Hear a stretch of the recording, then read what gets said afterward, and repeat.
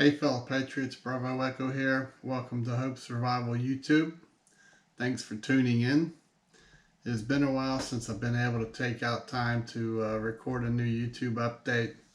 My apologies to you. Life has been hectic and chaotic on my end the past weeks, but all is good and life must press ahead. Where should I start? I keep thinking about the hundreds of people I know or have been in contact with who want to talk about the nation and world and all the problems they see going on. They can talk for hours and share story after story, yet they do nothing about it. I'm not sure how hot the fire must get before they realize something is wrong and it's not fixing itself. Historically, we would see or hear of a problem surface and the government would speak and address how the nation would proceed to address and fix it. This is not happening. So while the food shelves empty, trucks pay nearly $6 plus per gallon for diesel fuel, truck parts are delayed out of China, our highways crumble, and nothing is getting better. Less and less food is being grown in the United States, and supposedly wars abroad are cutting our international access to wheat, corn, and fertilizer. While news reports are talking food shortages this summer, our elected officials travel abroad to Ukraine to talk the war. No one has our back, and we are paying the bills. We the people must make some decisions soon on what to do. Many are putting their trust in an inept government who is sending $5 billion recently to fight world hunger while Americans are struggling to count dollars and pay for fuel, shelter, food, and personal medications. Not long ago, the United States was energy independent, and now we are looking towards Iran to buy oil. Did you hear me? We have oil galore, and we are looking towards Iran to buy oil for our nation at a higher price. Speculation is we will be paying $6.50 per gallon for basic unleaded fuel by summer and over $10 a gallon for diesel. Privately owned truckers will have to decide if they can continue moving Americans' basic needs or park their trucks. Where does this leave you? Why is no one asking why our government is passing laws and hiding behind the stacks of million-dollar payoffs and allowing corporations to set up monopolies where they control the majority of a single resource such as baby formula, as one example? The U.S. is shipping in baby food from Europe today. How did this happen, and why do we not hear Washington voices telling us why this problem happened and how they're fixing it? Instead, we hear calls of racism, bigotry, and how certain races hate others. Personally, I don't buy it all. I can remember back 10 years ago when I shared my concerns with people on what would be coming in time, and the hundreds of hours, if not thousands of hours, that Festus and I spent researching topics and following point to point, and then realized then what we're facing today. We basically could see what was going to happen in time. It was just a matter of them waiting to see how it would play out.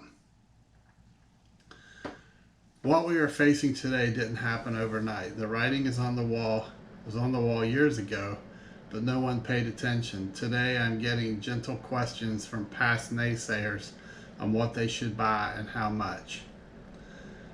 We are approaching an unknown period of time where history may not report positive results. Many people will have to resort to foods they may not normally eat. Choices will likely be minimal, and hunger will be filled by things some turn up their nose on today, such as Spam, Vienna sausages, treat, potted meat, and other fillers with protein.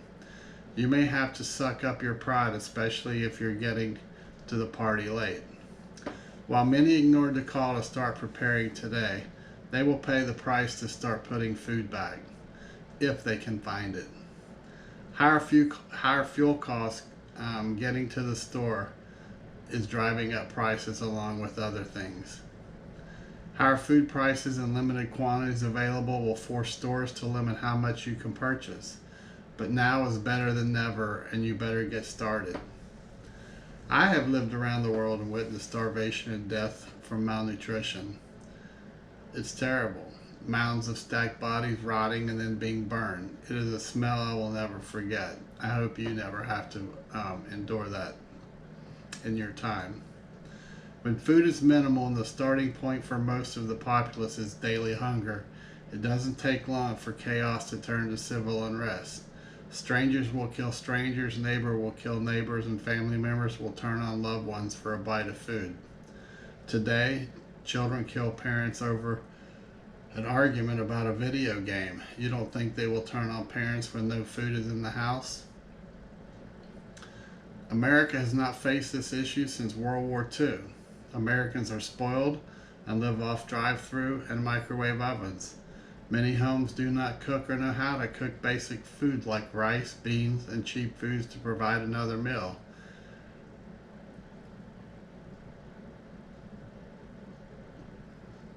In America, for many, pain is when they lose their cable or when the internet is down and McDonald's is out of Happy Meal toys. Forget the toys and iPad games used to occupy the time of a child. I'm talking about children going to bed hungry, cold, and scared. Parents will fail their children because they have no clue how to make ends meet and stop their children from crying.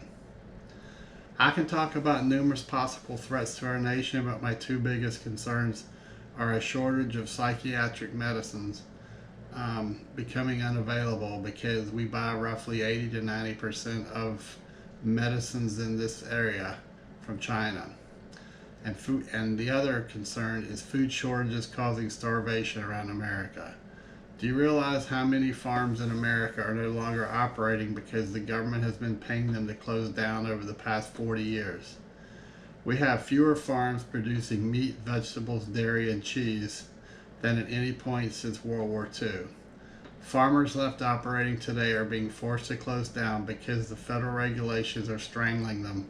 Farm equipment is not affordable, and children inheriting farms are selling off the property for more homes to be built.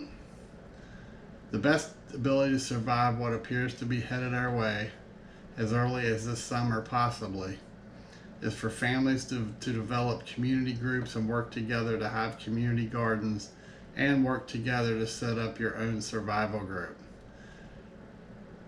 Just this week, the federal government announced they are concerned FEMA is not prepared to respond to disasters in America.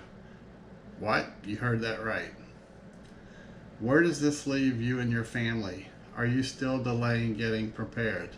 How much more truth must I share with you to wake you up and energize you to get moving and preparing? Hunger and starvation leads to civil unrest, higher crime, and massive attacks of people against people.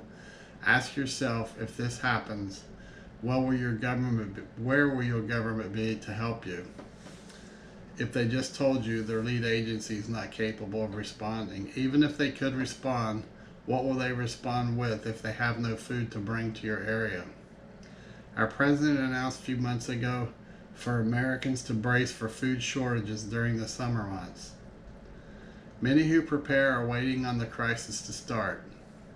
It is here and it is getting worse daily. The water is being turned up daily, and it won't be like before, where the government comes in and possibly saves the day. This time I believe the water is going to reach a boiling point.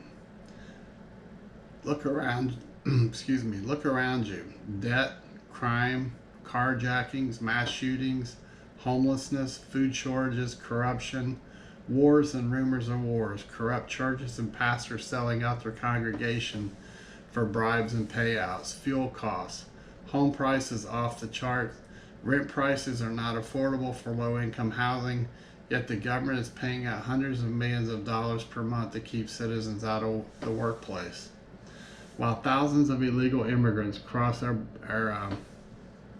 border carrying plane tickets to a city near you. Who is fighting for your survival? If it's not the government and it's not you, then who has your back? Think about that.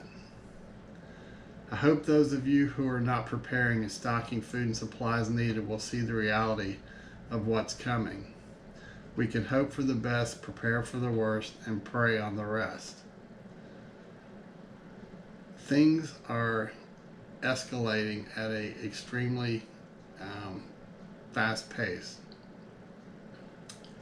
and it seems like daily, if not weekly, um, things are things are adding to the list of problems that we're enduring. Yet everyone's turning their heads in another direction.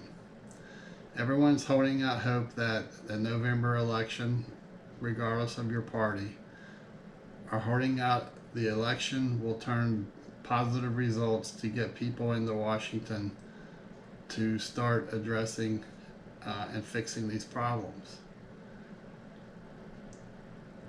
Look over history and look at the times that we have held out hope, or when we have a president with majority in both houses and basically nothing happens. Sure, we get a president that may lower taxes, improve cost in some areas, but in the big scheme of things, the division between our government continues, and it has only gotten worse over the passing years. While the government is passing laws and regulations, it's taking away your freedoms. We have a major disaster that occurs or an attack against America. Everyone holds hands. They're all together as a neighborhood, a city, and a state, and a nation. And we sing Kumbaya, not realizing that laws are going to be passed in the name of protecting our people. But the citizens are willing to give up more freedoms for that protection. Give it some thought. I hope you'll heed the call, and I hope that if you're not preparing, that you will start preparing. If you need help, give us a shout at hopeforsurvival.com or shoot me an email at preparedness101@protonmail.com. Shoot me your questions. I'll do what I can to help you. Time is limited. Your time to get prepared is running out.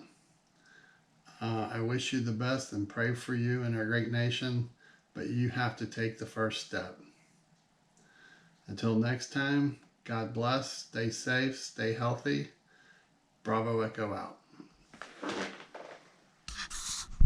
out.